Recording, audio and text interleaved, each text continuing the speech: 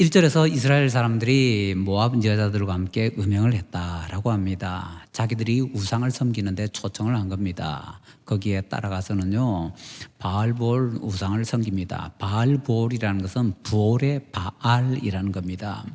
이스라엘 백성들의 남쪽 유다나 북쪽 이스라엘이나 역사 전체에 있어서 항상 문제가 됐던 게 바알이라는 우상을 섬기는 것이었는데요. 가나안 땅 들어가기도 전에 요단강 동편부터 이미 그들은 바알 우상을 섬기기 시작했습니다. 간단하게 얘기하면요, 바알 종교 의식에서는 그 중요한 순간에 남자와 여자들이 옷을 벗고서 춤을 추는 경우가 많고요. 그리고 같이 음식을 먹고 술을 마시고는 남녀가 이제 마음에 드는 사람 붙잡고서는 이제 음행을 하는 그런 순서가 있습니다. 굉장히 육신의 정욕을 자기 마음대로 행할 수 있도록 만드는 종교입니다. 그렇게 쾌락을 추구하는 그 종교가 자기들이 섬기는 신의 신전, 우리 기독교에서는 이제 성전이죠. 성전에 들어가지도 못하도록 하는 그 종교, 너무 극과 극이잖아요. 그래서 하나님만을 섬기던 이스라엘 백성들이 거기에 쏠기돼 가지고는 막 쏠려간 겁니다. 그 바알볼 사건으로 인해서 하나님께서 진노를 하십니다. 그리고는 이스라엘 백성들에게 명령하셔서 각 지파의 수령들을 이제 죽여서 매달라라고 하십니다. 그러면서 백성들에게는 또 연병이 생기도록 만드셨습니다. 그래서 이스라엘 백성들이 통곡을 하고 있는 때였습니다. 아마 회개하고 있었겠지요. 그때 시몬 지파의 지도자 중에 한 사람이었던 시므리가 미디안 여인 고스비라는 사람을 데리고 당당하게 자기들의 진영 안으로 들어옵니다. 그리고는 그 여인을 데리고 자기의 천막으로 들어갑니다. 마치 그 여인이 자기의 아내인 것처럼 행동을 합니다. 그것은요, 지금 그 일 때문에 고통하고 있는 이스라엘 백성들을 비웃는 그런 행동입니다. 더 나아가서 하나님을 조롱하는 행동이라고 볼 수도 있습니다. 그러자 아론의 손자 비나스가 격분하여서 창을 들고 들어가서는 그 시므리와 고스비를 그 창 하나로 함께 꿰어 죽여버렸습니다. 이 사건에 대해서 11절, 13절에서는 하나님의 질투심으로 비나스가 질투했다라고 합니다. 이건 그냥 우리가 말하는 시기질투 이런 게 아니고요, 열심입니다. 하나님의 열심으로서 비나스가 열심을 내어서 이 사건을 정리를 했다라는 것입니다. 그 죄를 지은 당사자가 죽음으로써 속죄를 할 수가 있습니다. 따라서 시므리는 죽어야 되었습니다. 물론 이것을 이 시대에 우리가 적응하겠다 그러면서 뭐 죄 지은 사람을 그냥 뭐 죽여서 처단을 한다든지 그러면 곤란하지요. 지금 비나스는요, 그 시대의 법으로 정리를 한 것이고, 이 시대에 만약에 우리가 한다면 이 시대의 법으로 정리를 할 수가 있겠지요. 자, 이렇게 열심을 내어서 하나님의 영광이 가려지는 것을 분을 내면서 정리하는 이 비나스를 보시면서 하나님께서 크게 기뻐하시며 비나스에게 평화의 언약을 체결해 주십니다. 그 내용은 비나스의 후손이 영원히 제사장이 되게 하겠다라는 겁니다. 참고로 구약에서 제사장하고 나올 때는요, 그냥 일반 제사장도 많지만은 대제사장을 그냥 제사장이라고 할 때가 많습니다. 비나스나 비나스의 후손은요, 당연히 무조건 제사장이 됩니다. 몸에 특별한 하자가 없으면요. 그런데 영원히 제사장이 되게 해주겠다라는 것은 대제사장이 되게 해주겠다라는 약속의 말씀인 것입니다. 엄청난 축복을 비나스가 받는 거지요. 자, 그런데 이제 우리가 조금만 한 걸음 뒤로 물러서서 봅시다. 본문에 중요한 사람이 두 사람이 나오지요. 비느하스와 시므리가 나옵니다. 그 비느하스가 시므리가 어떤 지파 사람인가 한 걸음 뛰어서서 물러서서 보니까 비느하스는요 레위 지파 사람이고 시므리는요 시므온 지파 사람입니다. 자, 그래서 오늘은 이 사건을 통해서 레위 지파, 시므온 지파 굉장히 중요한 관련이 있는 지파인데요, 이 두 지파의 역사와 관련해서 좀 확대해서 한번 생각을 해보고자 합니다. 옛날에 야곱의 딸 디나가 세겜이라는 곳에서 구경하러 나갔다가 세겜의 추장이었던 세겜이라는 사람에게 강간을 당하게 됩니다. 여동생이 그렇게 욕받다라는 것 때문에 분이 생긴 그 오빠들 중에서 시몬과 레이, 야곱의 둘째, 셋째 아들입니다. 시몬과 레이가 거의 사기죠. 사기를 쳐가지고는 세계 사람들을 속이고 그들이 고통하고 있을 때 가서 다 학살을 해버립니다. 그것 때문에 야곱이 굉장히 두려워 떨지요. 나중에 야곱이 죽기 전에 유언을 하는데 그 유언의 내용에 좀 심하다 싶은 내용이 나옵니다. 시몬과 레위 지파에 대해서는 야곱이 뭐라고 유언하는가 하면요, 이스라엘 중에서 다 흩어져 버릴 것이라고 그렇게 유언의 내용을 남기게 되는 것입니다. 자, 그러고 나서 이제 시몬 지파를 이렇게 보면요, 광야 여행을 시작할 때 40년 광야 생활 있잖아요. 시작할 때는 앞에서 두 번째 정도로 인구가 많은 지파였는데 광야 여행 마치니까요, 그동안에 얼마나 많이 죽었는지 제일 인구수가 적은 지파로 쪼그라듭니다. 그러니까 광야 생활 동안에 굉장히 많은 시몬 지파 사람들이 죽었다는 거고요. 다른 지파는 아무리 많아도 한 10,000명 정도 인구가 줄었는데 시몬 지파는 한 3만 명 이상 막 줄거든요. 어마어마하게 주는 겁니다. 거의 반 정도 다 죽어나간 겁니다. 왜 그런가? 광야에서 수많은 반란이 있었죠. 그 반란들 가운데서 많은 사람들이 하나님께 벌을 받아 죽습니다. 그때에 시몬 지파 사람들이 굉장히 많이 죽었던 것 같습니다. 특별히 우리가 읽었던 본문에 보면요, 바알보올 사건 때문에 24,000명이 죽습니다. 그런데 시몬 지파의 지도자 중에 한 사람인 시므리가 그 사건 진행되고 있는 가운데 또 그 짓을 해가지고 이 사단이 일어나잖아요. 이런 걸 볼 때 죽었던 24,000명 중에 상당수는 시몬 지파 사람이었다 라고 구약 성경학자들은 공통적으로 얘기를 하고 있습니다. 이런저런 일 결과 이렇게 시몬 지파는 인구수가 굉장히 쪼그라들었습니다. 그런데 더 문제는 결정적으로 신명기 33장에 보면요, 모세가 유언으로 이스라엘 백성들을 위해서 축복을 남깁니다. 각 지파마다 축복의 말을 남기는데 어느 한 지파가 빠졌습니다. 어딘지 아시겠지요? 시몬 지파는요, 모세의 축복에서 빠져버립니다. 그들의 미래가 어떻게 될지 뻔히 보이는 장면이지요. 실제로 가나안 땅에 들어갔을 때에 이제 지파마다 땅을 나눕니다. 그런데 그때에 시몬 지파에는 독특한 땅 분배를 합니다. 유다 지파가 땅을 너무 많이 받았습니다. 그래서 이 많은 땅 가운데에서 떼어서 시몬 지파에 주도록 그렇게 땅 분배를 하게 됩니다. 여러분들은 내가 받은 땅 가운데에서 잘라가지고 다른 지파, 형제지만 다른 지파에게 줘야 된다. 그럼 어떻게 주시겠습니까? 좋은 땅 골라서 주시겠습니까? 아니겠지요. 땅 중에서 좀 안 좋은 거 잘라서 주려고 노력하겠지요. 그래서 시몬 지파가 받았던 땅에 대해서는 지도를 보면요, 두 가지가 나옵니다. 이런 지도 저런 지도가 있는데 한 지도는 유다 지파의 땅 중에서 좀 쓸모없다 싶은데 뚝 잘라가서 그쪽을 시몬 지파 줬다는 지도가 있고요. 또 한 지도에는 유다 지파의 큰 땅 가운데 숭숭 구멍 뚫리듯이 몇 개 뚫려 있고, 그 지도에서는 왜 경계가 다르면 색깔 처리 달리 하잖아요. 숭숭 구멍 뚫린 듯이 그렇게 몇 개 있고 거기가 시몬 지파라고 합니다. 제가 볼 때는 첫 번째보다는 두 번째입니다. 왜요? 야곱의 유언이 뭡니까? 이스라엘 중에서 흩어진다고 했잖아요. 유다 지파에서도 그냥 한 부분 뚝 잘라서 받는 것이 아니라 흩어져서 여기 찔끔 저기 찔끔 그렇게 받아가지고 흩어지게 되었던 것이지요. 그래야 야곱의 유언이 정확하게 이루어지게 되는 것입니다. 나중에 시몬 지파는 또 결정적으로 실수를 하게 됩니다. 이스라엘 나라가 남북이 서로 어른거리다가 분단이 되게 됩니다. 그래서 남쪽에 두 지파, 북쪽에 10지파로 나라가 쪼개집니다. 남쪽을 유다라 그러고 북쪽을 이스라엘이라고 그러죠. 남쪽을 유다라고 하는 거 볼 때 남쪽에 두 지파인데 두 지파의 중심이 바로 유다였다. 그건 알 수 있겠죠. 그럼 나머지 한 지파는 누구겠습니까? 그냥 상상해 보면 당연히 시몬 지파 아닙니까? 그런데 나머지 한 지파는요, 시몬이 아니라 베냐민 지파입니다. 아니, 시몬 지파는 유다 지파 속에서 뻥뻥뻥뻥 그렇게 흩어져서 땅 받았는데 시몬 지파 어디 갔어요? 남북이 그렇게 갈라질 때 시몬 지파는 보따리 쌉니다. 에이, 우리 여기서 안 산다. 보따리 싸서는요, 북으로 올라갑니다.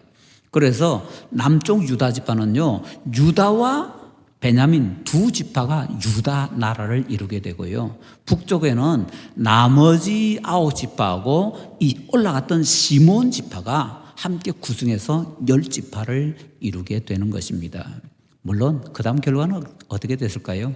시몬 지파는 흐지부지 하다가 그냥 역사 속에서 사라져 버리게 되는 것입니다.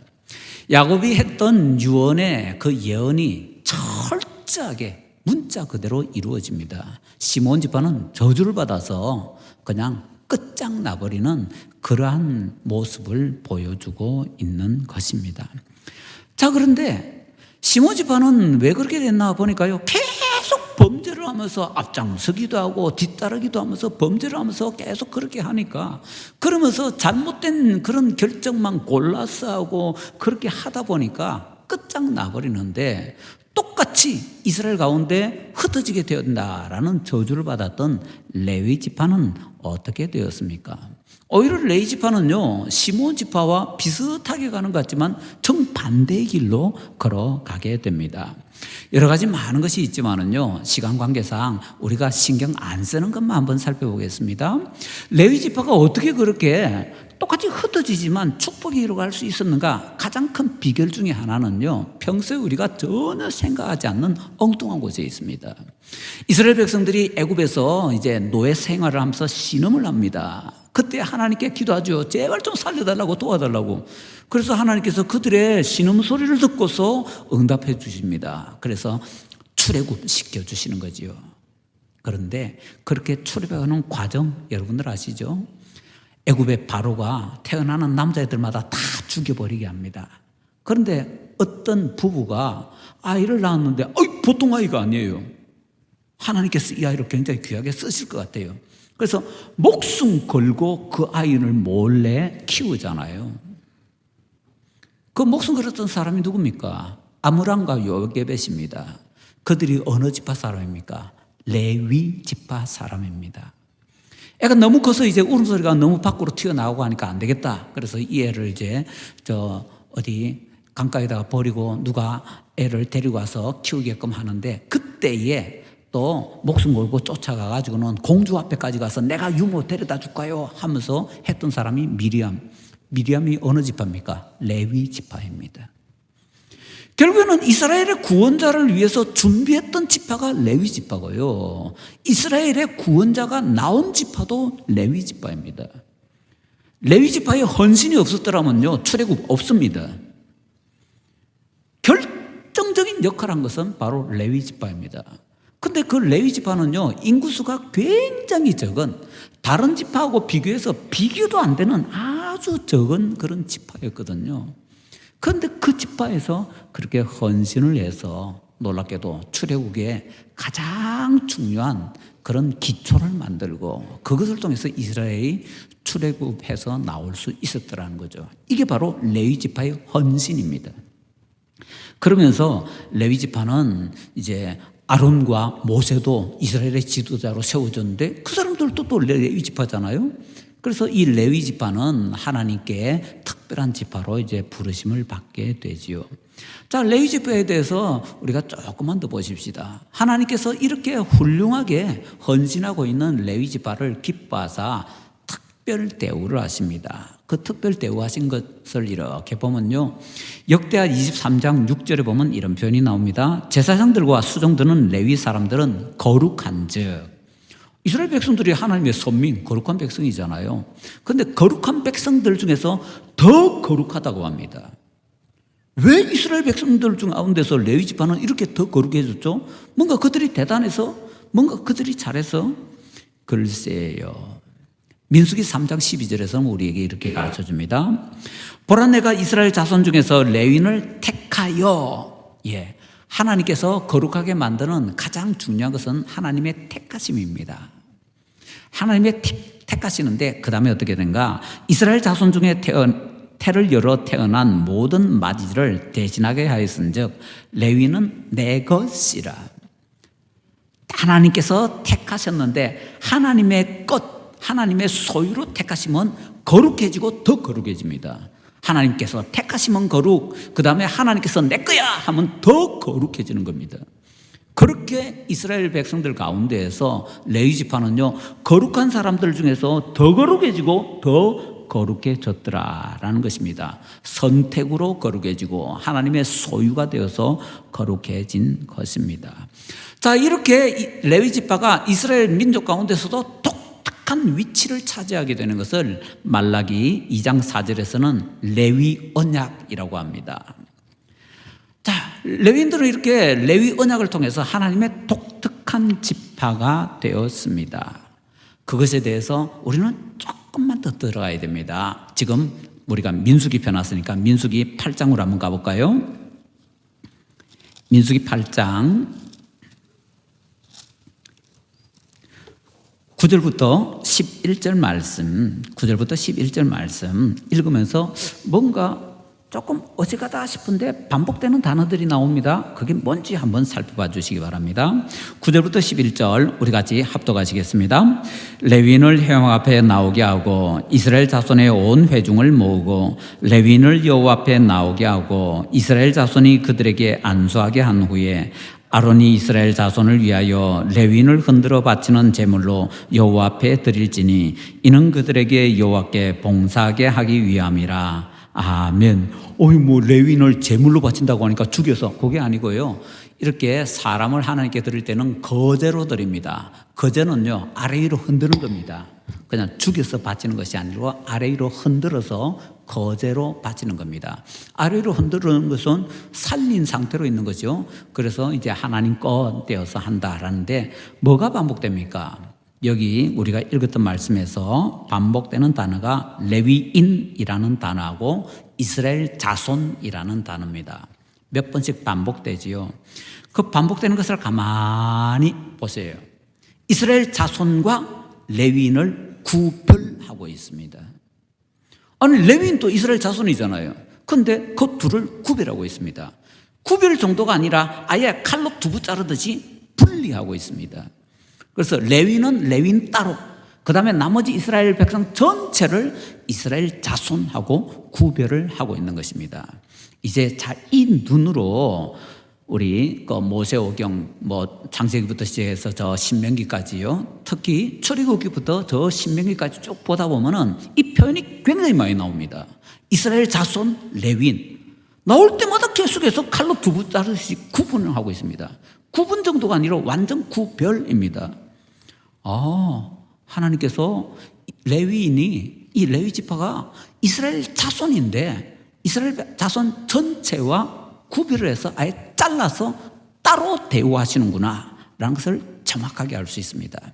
자, 이것을 우리가 어디서 더 정확하게 볼 수 있는가 하면요, 광야 여행을 시작할 때 민수기 앞부분에 보면은 그 시작할 때 인구수를 계수하라 그럽니다. 지파별로 다 계수하는데 남자 20세 이상 된 사람들, 전쟁을 할 수 있는 장정들입니다. 그 사람들의 숫자를 막 계수합니다. 그래서 어느 지파에 몇 명, 어느 지파에 몇 명 이렇게 계수하는데 레위 지파는요 20세 이상이 아니라 1살 이상.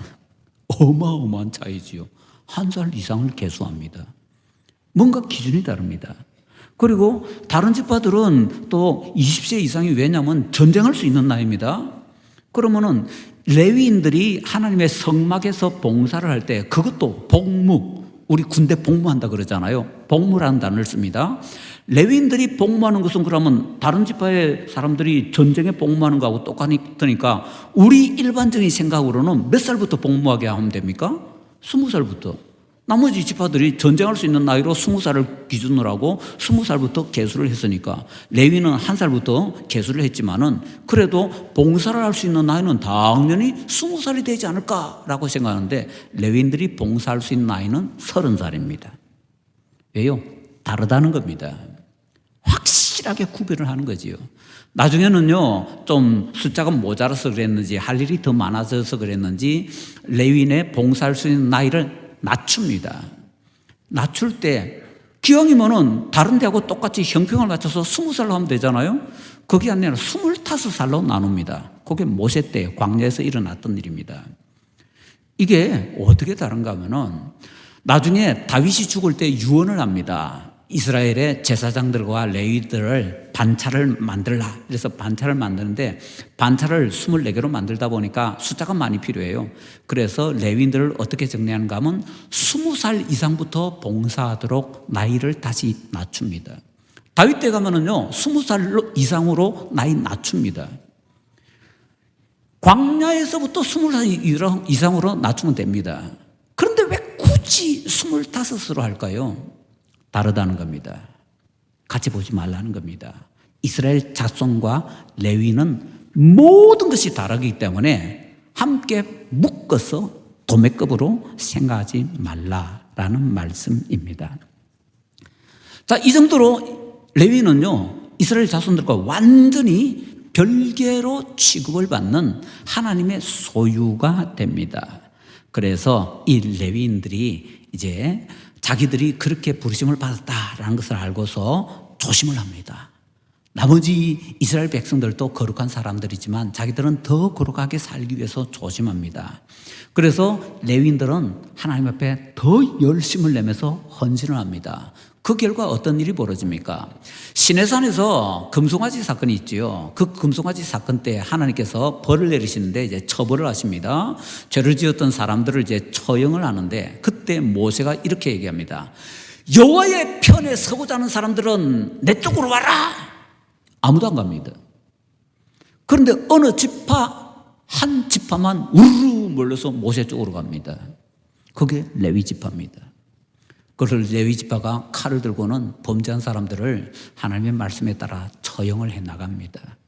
그 일을 한 결과 하나님께서 놀라운 것을 약속해 주십니다. 이건 너무나 중요한 말씀인데 우리가 잘 안 보기 때문에 꼭 가서 한번 확인해 봅시다. 출애굽기 32장입니다.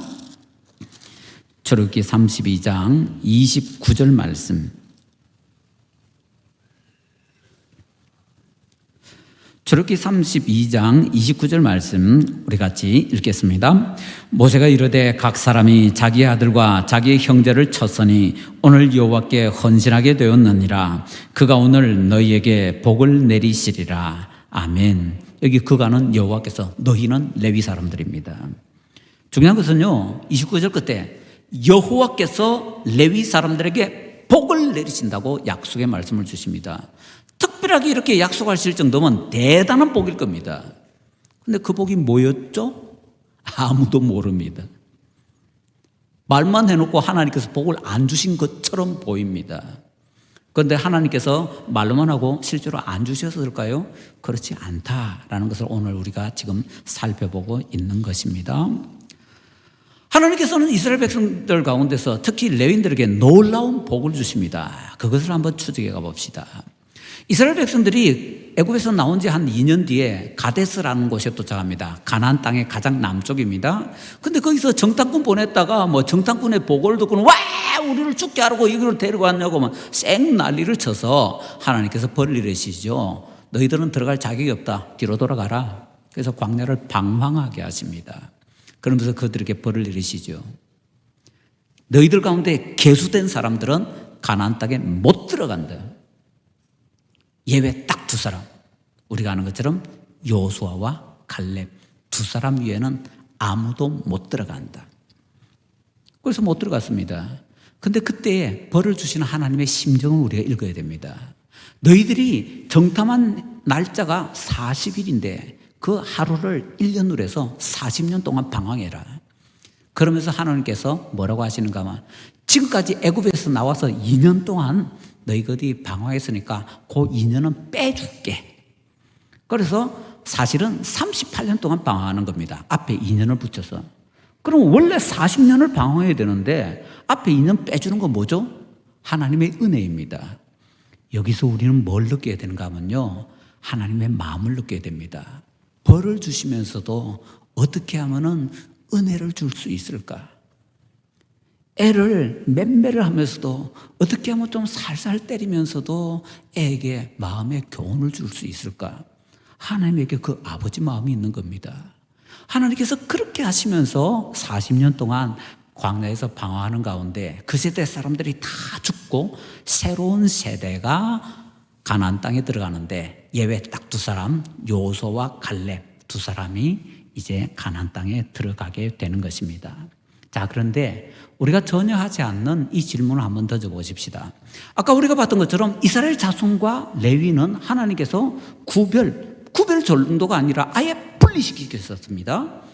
그렇다면 너희 이스라엘 자손 가운데 계수받은 사람들은 못 들어간다. 이스라엘 자손 가운데 레위인 들어갈까요? 안 들어갈까요? 이거 생각 안 해보셨죠? 레위인 들어가나요? 안 들어가나요? 우리는요, 일반적으로 레위인들도 다 못 들어갔다라고 생각합니다. 그런데 레위인은요, 계수 기준이 달랐습니다. 그러면 다른 지파는 20세 이상 계수됐으니까 레위는 1살 이상 계수됐으니까 1살 이상은 다 못 들어가야 되겠네요. 그러면은 계수받은 사람은 못 들어간다고 하니까 뭐가 좀 안 맞는 것 같습니다. 그래서 우리가 성경을 다시 살펴봐야 된다라는 것이죠. 예외는 딱 두 사람이었습니다. 여호수아와 갈렙. 그런데 이렇게 생각해 봅시다. 다른 예외가 있다면은 그 사람은 예외가 아니라 그 사람과 함께 묶인 사람들은 통째로 다 전혀 상관이 없이 들어갈 수가 있었다라고 결론을 내려야 될 겁니다. 그게 지금 제가 레위 지파라고 얘기를 하고 있는 겁니다. 레위인들이 제사장으로 또 레위인으로서 성막에서 복무할 수 있는 나이가 30살이었다고 했습니다. 그런데 아론의 아들들 4명과 함께 제사장으로 세워지는 것이 출애굽기 28장입니다.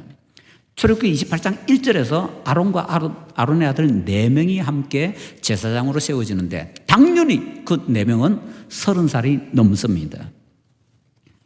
그런데 첫째와 둘째는 하나님께 못된 일 하다가 벌받아 죽고요. 셋째와 넷째가 남습니다. 셋째가 엘르아살이고 넷째가 이다말입니다. 그러면은 막내가 이다말이 그때 30살이었다. 나이가 제일 적었다 칩시다. 그러면 엘르아살은요, 같은 배의 형제니까 적어도 31살이었겠지요. 출애굽에서 나오자마자 1년쯤 되는 그 시기에 제사장으로 세워졌기 때문에 앞으로 39년 친다면은요, 결국에는 이 엘르아살은 그 광야여행 다 마칠 때는 나이가 몇 살입니까? 70세입니다. 최소 70세입니다. 그런데 그 엘르아살이 어떻게 됩니까? 여호수아 보면요, 여호수아 마지막 장을 보면은 그 앞에도 중간중간 많이 나오는데 그냥 간단하게 여호수아 마지막 장을 보면은 이 엘르아살이 여호수아와 함께 가나안 땅에서 이스라엘 백성들에게 땅을 나누어 줬다고 합니다. 하나님께서는 성경에서 마지막 절은요, 아주 독특하게 의미 있는 구절로 남기실 때가 많습니다. 여호수아 마지막 절은 뭔지 아세요? 여호수아가 죽었더라? 아니요. 엘르아살이 죽었더라가 여호수아의 마지막 구절입니다. 왜 그렇게 남기셨어요?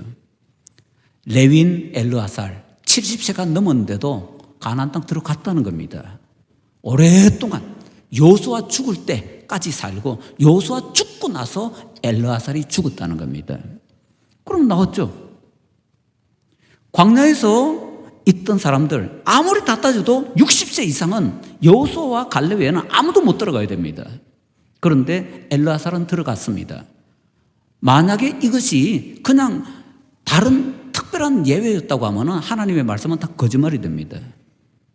결론은 뭐지요?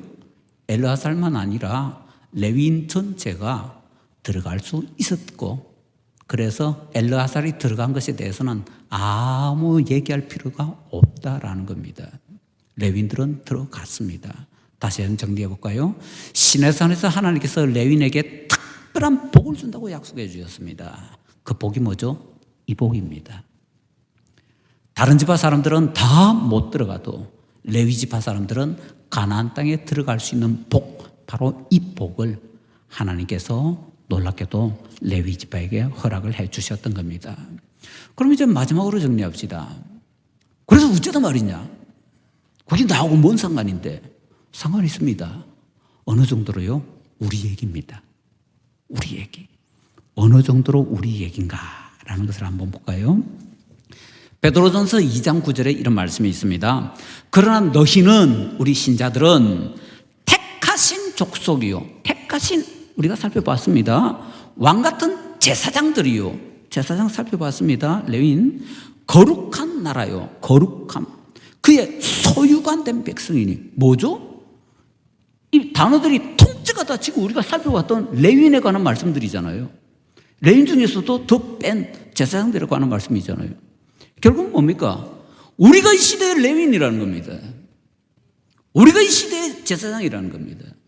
세상 사람들은 하나님께 주시는 놀라운 축복 받지도 못하는데 우리는 그 복을 받을 수 있는 사람으로, 하나님께 부름을 받았고 그것을 누릴 수 있는 사람으로 하나님께 선택되어서 그래서 세워졌다, 이겁니다. 이걸 간단하게 줄인 것이 바로 왕같은 제사장이라고 얘기할 수 있습니다. 우리 신자들이 하나님의 왕같은 제사장이 되었다라는 것은 바로 이 의미를 담고 있습니다. 남들은 놓쳐버리면서 살고 있는데 우리는 놀랍게도 하나님께 어마어마한 복을 받아서 누리고 살 수 있도록. 그런데 못 누린다면 누구 탓이지요? 하나님 탓이 아니라 우리 탓입니다. 들어갈 수 있는데 놓치고 못 들어간 안타까운 두 사람 여러분 아실 텐데요. 모세와 아론.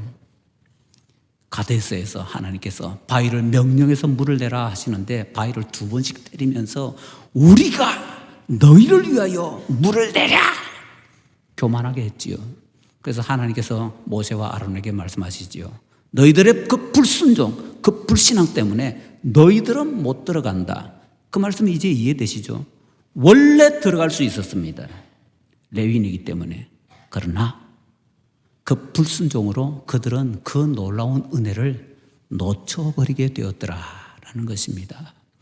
하나님께 헌신하여서 레위 지파는요, 자기들에게 주어진 그 저주를 완전히 뒤집어서 축복으로 바꾸었습니다. 그래서 이 레위는 이스라엘 전 지파에 골고루 흩어졌는데 저주덩어리로 흩어진 것이 아니라 복덩어리로 흩어졌습니다. 그걸 보여주는 것이 레위 지파가 사는 도시 가운데 어떤 도시는 도피성으로 만드는데 그냥 실수로 사람 죽인 사람 억울하잖아요. 근데 그 사람 죽어야 됩니다. 근데 실수로 죽였기 때문에 살 수 있는 그런 게 필요한데 그 사람에게 살 수 있는 그런 은혜를 베풀어 주는 곳이 도피성이거든요. 레위인들이 사는 그 마을이 도피성이 되게 만들어주는 복덩어리가 되었더라라는 것입니다. 우리 앞에는 2가지 길이 있습니다. 시몬 지파의 길, 레위 지파의 길. 우리 성도님들, 레위 지파가 선택한 그 길로 가시기를 예수님 이름으로 축원합니다.